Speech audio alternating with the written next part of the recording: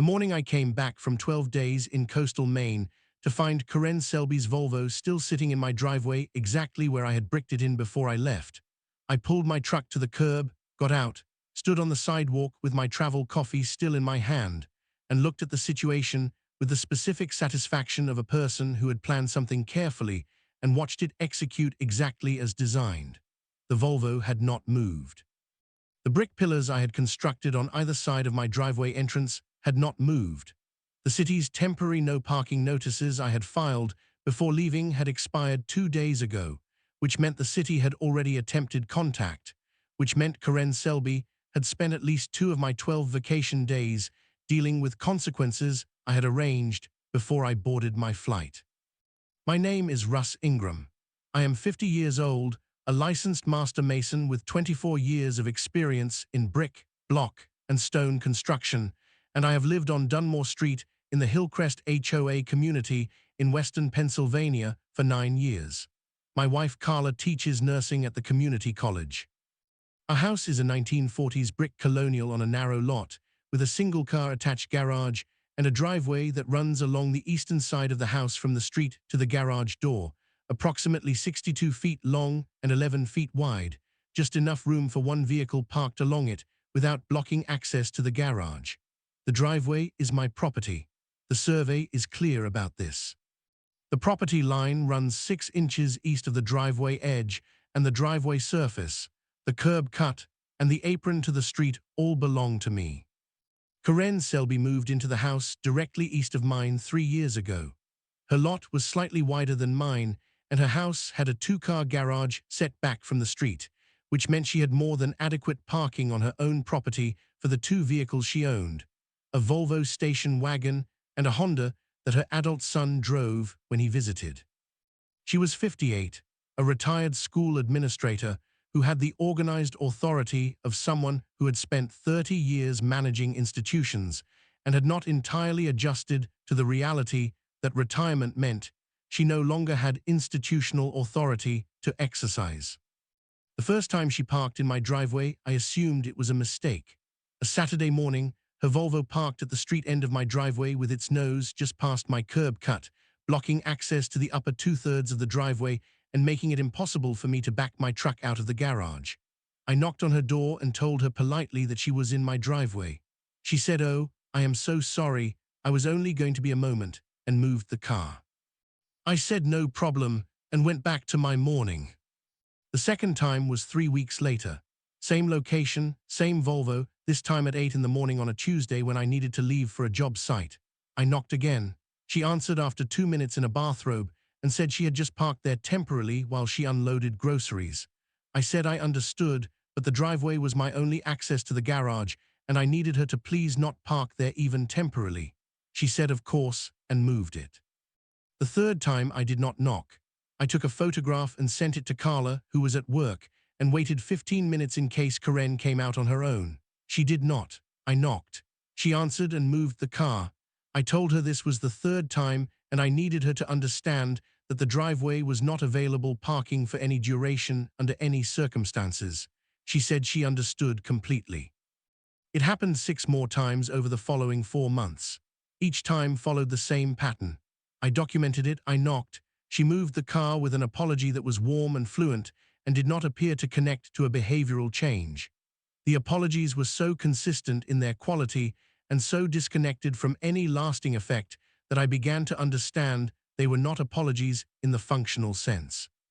They were a social transaction she had learned to deploy in situations where someone expressed displeasure, and they had worked well enough in most situations to have become her primary response mechanism, and they were entirely useless in this situation because I did not want apologies. I wanted my driveway. I contacted the HOA in month 3 of the pattern. Our board was managed by Greenway Residential Services, and the on-site coordinator was a woman named Bate Parsons who had held the position for 5 years and who I had always found responsive. I filed a formal complaint documenting all 9 incidents with photographs, dates, and times. Bates sent Karen a formal notice citing the HOA's community standards provision on neighborly conduct, and specifically the prohibition on using another resident's private property without permission. Karen called me the evening the notice arrived. She was not using the apology voice. She was using a different voice, a measured voice that said she felt the formal complaint had been an escalation that our relationship did not require, and that she hoped I understood she had never intended any inconvenience. I said, Karen, the inconvenience has happened 9 times.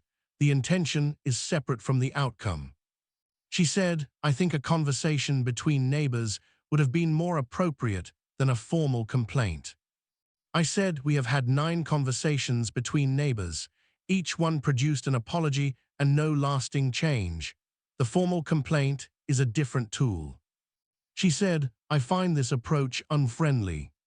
I said, I find parking in someone's driveway repeatedly after being asked to stop unfriendly. We can have different opinions about that. Good night. The formal notice from BATE produced 3 weeks of compliance. Then the Volvo was in my driveway again on a Thursday morning. I documented it and called BATE. BATE sent a second notice. Karen moved the car within the hour. I called my attorney during the second notice period, not for the driveway specifically, but for a consultation about what my options were if the pattern continued. The attorney, a property rights specialist named Daniel Cross, who I had used for a boundary matter 2 years ago, said my options were civil harassment claim if the pattern was sustained and documented over sufficient time, trespass enforcement through the police for individual incidents, once I had established the pattern formally, or self-help remedies that were legal under Pennsylvania property law, including physical barriers on my own property at the curb cut. I asked him about the barrier options specifically. He said Pennsylvania law permitted a property owner to install permanent or temporary structures on their own property at the curb cut, provided the structure did not encroach on the public right-of-way, did not create a traffic hazard, and was constructed in compliance with any applicable municipal code. He said a barrier at the entrance to a private driveway was a recognized self-help remedy for unauthorized parking that was well within my rights. I said, what about temporary barriers that could be installed and removed? He said removable bollards, temporary brick or block pillars, retractable barriers, all of these are recognized options. Some municipalities require a permit for permanent structures at the curb cut. Temporary structures on private property generally do not require a permit, but I would confirm with the city. I called the city. A temporary structure on private property at the curb cut, defined as a structure not permanently affixed to the ground and intended for removal within a defined period, did not require a permit. A permanent structure required a driveway modification permit. I noted both of these facts and returned to my documentation folder. The pattern continued. Month 7, Month 8. By Month 9, I had 23 documented incidents. The HOA had sent 4 notices. Daniel had sent 1 formal letter to Karen on my behalf. Karen had moved the car every time with the reliable consistency of someone who understood consequences in the immediate term and had no architecture for preventing them in the future. In Month 10, Karen parked in my driveway on a Thursday afternoon and blocked me for 4 hours while I sat in my truck in the garage, unable to leave for a job I had scheduled. The job was 45 minutes away. I was late. The client was understanding, but the situation cost me $300 in rescheduling fees that I absorbed because the client's schedule was not flexible and the relationship was worth protecting. Karen returned to her house at 5:15 and moved the Volvo when I knocked for the 24th time. That evening, I planned the vacation approach. I had been planning a trip to coastal Maine with Carla for 2 years. We had been talking about it since our daughter's wedding, which had been in Maine, and which had reminded us both that we had not taken a real vacation in 4 years. I had been delaying it partly because of the ongoing driveway situation and partly because of the general momentum resistance that accumulates when you run a business and every absence requires coordination. The Thursday incident resolved my remaining hesitation. I booked 12 days in Maine for the following month and began preparing everything I needed. The preparation took 3 weeks. I worked through Daniel to file the documentation for the civil trespass record that would support subsequent enforcement. I coordinated with Bate Parsons at Greenway to confirm that the HOA had a formal record of all 24 incidents and Karen's pattern of non-compliance with the notices. I confirmed with the city that temporary structures at the curb cut were permissible without permit. I sourced the materials for the brick pillars. And I filed with the city's transportation department for temporary no parking notices on the street in front of my property for the duration of my trip, which the city issued routinely for residents doing driveway work or other property projects that required keeping the adjacent street clear. The no parking notices were the element I was most careful about. They did not cover my driveway. They covered the street parking directly in front of my property on both sides of my curb cut, which meant that Karen could not park on the street immediately adjacent to my driveway and claim she had not realized she was blocking access. The notices were posted by the city 4 days before my departure and were visible and official. I constructed the brick pillars the day before my flight.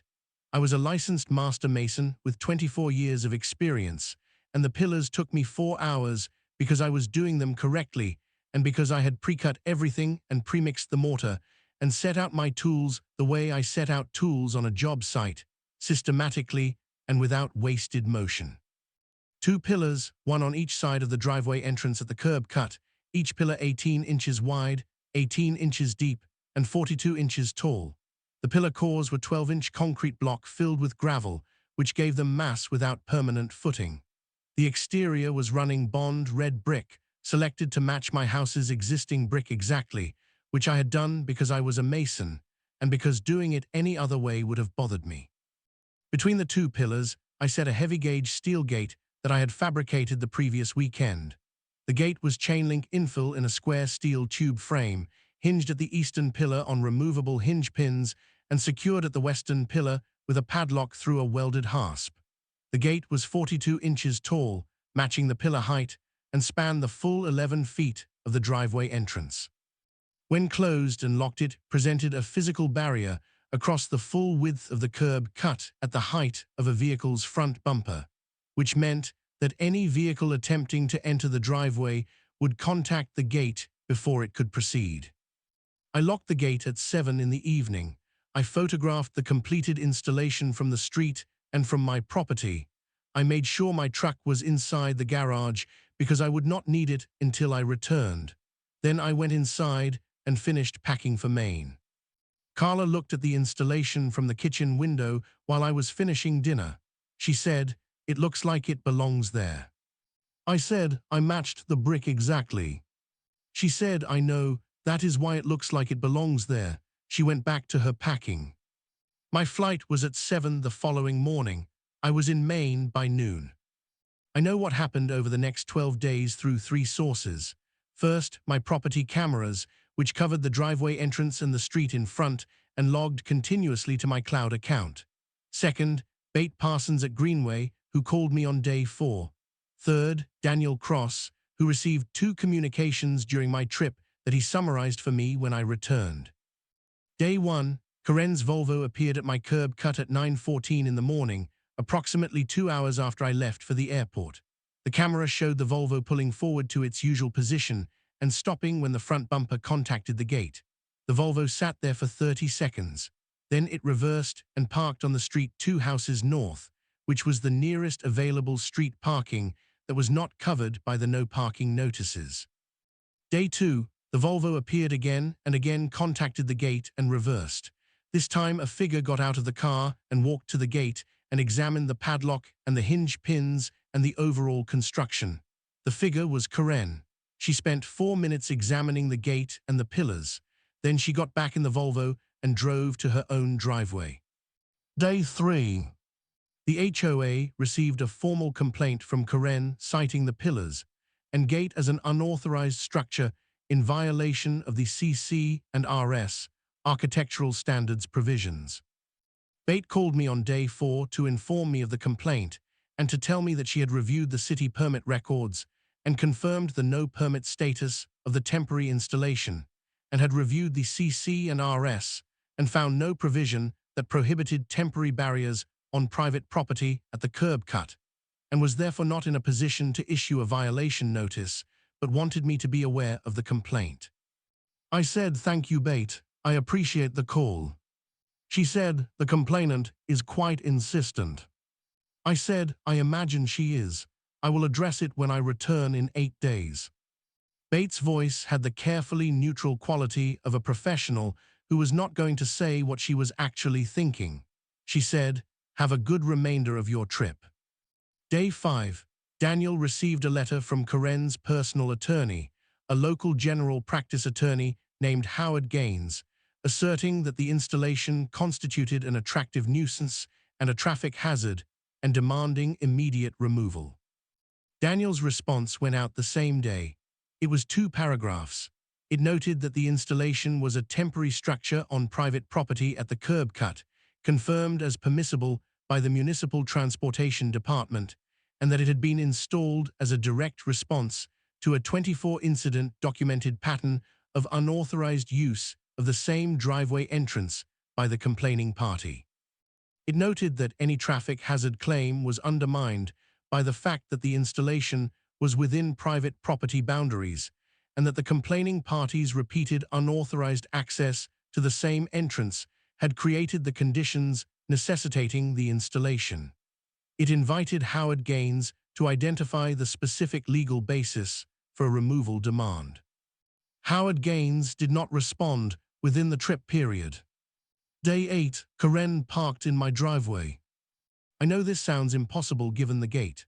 What happened was that Karen's adult son Marcus, who was visiting, reversed a vehicle in from the alley that runs behind the properties on Dunmore Street. The alley access to my garage was not gated because the alley was a shared access easement and I had no authority to gate it, and I had not anticipated the alley approach because in 24 prior incidents Karen had always approached from the street and I had addressed the street approach. Marcus parked his Honda behind my garage door and left it there. Karen's Volvo was parked on the street. Marcus went inside Karen's house. The camera showed me this on day 8 when I reviewed the footage. I called Daniel. He said, "She found the alley access. Do you have a right to gate the alley?" I said, "No, it is a shared easement." He said, "Then you cannot gate it, but you can document this and add it to the pattern. When you return, we will address it." I watched the camera footage each day from that point. The Honda sat in my alley access for 4 days. On day 12, the day I returned, it was still there. I pulled my rental car to the curb, got out, stood on the sidewalk, and took in the full picture. The Volvo was not in my driveway. The Honda was in my alley access behind the garage. The brick pillars and gate were exactly as I had left them. The no parking notices on the street had expired 2 days earlier. The situation was 80% resolved and 20% not. I called Daniel from the curb. I described what I was seeing. He said, "The Honda in the alley access is a new incident and a separate trespass from the driveway pattern. You have documentation of it through your cameras. I am adding it to the file." I said, "I want to file the full civil trespass claim this week." He said, "I have been waiting for you to say that. I have everything ready." I knocked on Karen's door. Marcus answered. He was in his 30s, slightly defensive in posture in the way of people who know they have done something they cannot quite justify.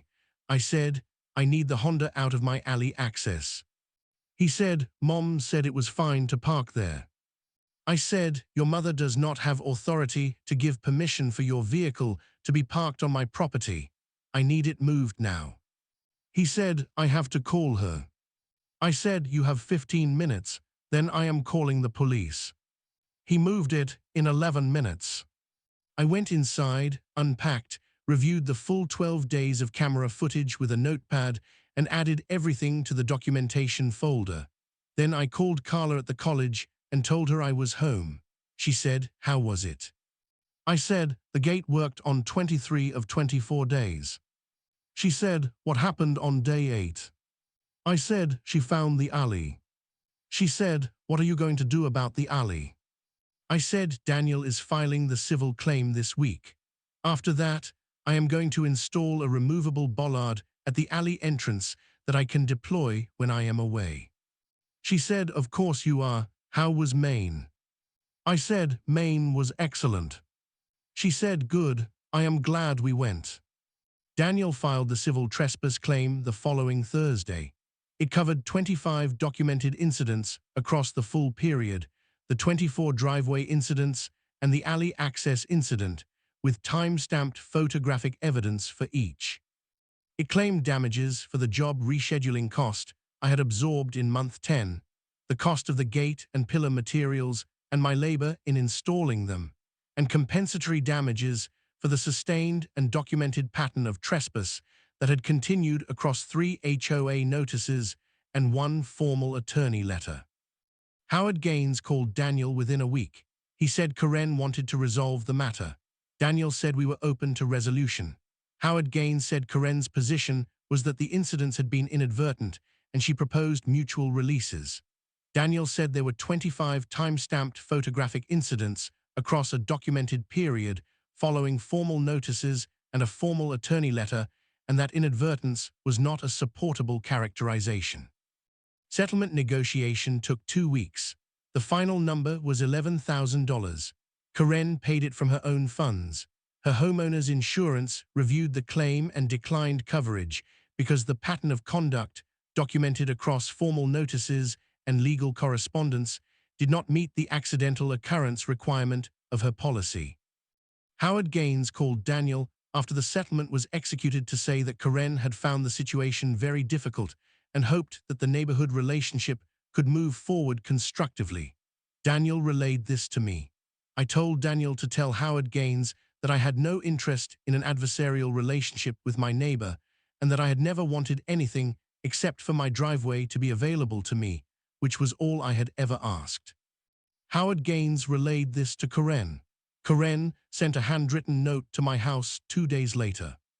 It said she was sorry for the inconvenience she had caused and that she would not be parking in my driveway or alley access in the future.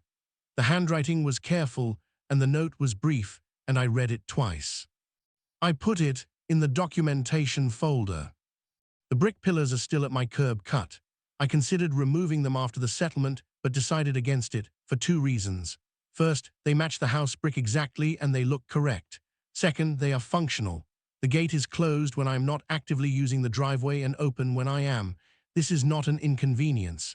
It takes 15 seconds to unlock and swing the gate and 15 seconds to close and lock it again. I have built this motion into my routine the way I build any task into a routine, as a thing that happens automatically and without requiring thought. Carla said 2 weeks after the settlement, when the gate had been part of our daily routine long enough to feel normal, that she liked the pillars. I said I had matched the brick exactly. She said she knew that was why she liked them, that they looked like they had always been there and would always be there. I said, that is the idea. She said, how long do you think they will last? I said, brick and concrete block, properly constructed, will outlast the house. She said, longer than Karen will be our neighbor. I said, considerably longer. She said, good. She went back inside. The gate was closed. The pillars were solid. The driveway was mine, accessible on my schedule, protected at the entrance by 18 months of documentation and 24 years of masonry experience, deployed at precisely the location where it was needed. That is what you get when you build something correctly. It lasts. That had always been the whole point. Thumbnail text, she parked in his driveway 25 times. He left for vacation and bricked her in.